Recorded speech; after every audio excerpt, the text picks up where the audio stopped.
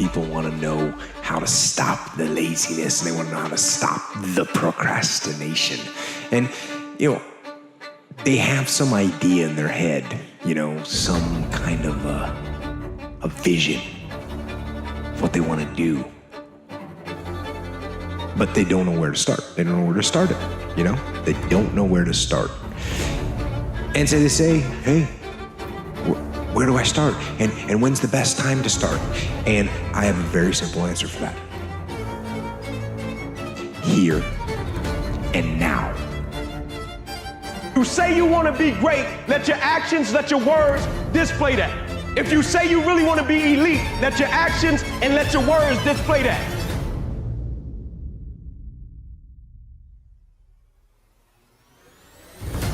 Right? You can't be a common man and do uncommon things. That's uncommon. That's an uncommon mentality. That's an uncommon spirit. That's an uncommon disposition. Don't ask me if I'm all right. No, we not. Every single day, do you dominate in what you do? You got to come out your comfort zone, because your comfort zone is the deadliest place you will ever be. You should never feel comfortable. You should be happy and dissatisfied. The masters make the hardest things in the world look easiest, and in the moments where you push yourself when no one else is around, those moments have a tendency to lead to success.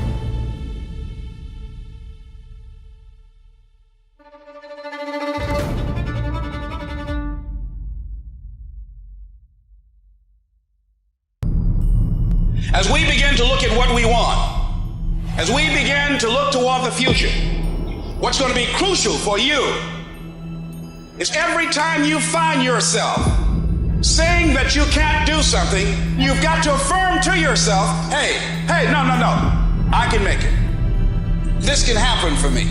You've got powers within you, talents within you that you haven't even reached for yet. Now, whatever goal you have, here's what we know. You're going to have some opposition. You're going to have some difficulties. You're going to have some challenges. Long journey, long dark night. But when you hold on to your dream, don't let anybody kill it in you. Just hold on to that dream. When it doesn't make sense to anybody, including you sometimes, just hold on. Once you give yourself an opportunity to try and to stretch, you'll find out you can do more than you can ever begin to imagine. Why do you have goals? Is it to get the goals? You get the goal. How many have gotten the goal and after you achieved it, you went, is this all there is? That's worse than failing, isn't it? Because most of you, if you fail, you're driven, right? You'll dust yourself up, get up, and go for it again. You're going to get there. So I want you to understand something. The purpose of life is not to get your goals. The purpose of life is who you become to achieve your goals. Stop doing the things that you know are wrong that you could stop doing. But we will presume that there are things that you're doing that for one reason or another you know are not in your best interests. There's something about them that you just know you should stop. They're kind of self-evident to you. Other things you're going to be doubtful about. You're not going to know which way is up and which way is down. But there are things that you're doing that you know you shouldn't do. But there's another subset that you could stop doing. It might be a little thing. Well, that's fine. Stop doing it and see what happens. And every day you fight not wanting to get up. And you do anyway. You chip another piece off that rock. And every day you eat the right foods. And every day you go to train. You train harder and harder and harder and harder. And you get up earlier. And all these things you do to start forming yourself. You're chipping another fucking piece of that rock up. Before you know it, you have this beautiful fucking piece of artwork that you built. Can you be committed to the process of what you're doing without being emotionally attached to the results of what you're doing? I'm gonna ask you again, can you be committed to the process of what you're doing without being emotionally attached to the results of what you're doing? If the outcome of the result changes, will you still be the same individual? You gotta stop waiting for somebody else to give you permission to become the person you wanna become. If you wanna be an author, write. And as soon as you start writing, you're an author. If you want to become a musician, play music every day. And you're a musician. Nobody needs to give you permission. Your problem is you're up here thinking about it when you need to get out of your head and just start doing it. Because the second you start doing it, you become it. It doesn't matter what you say.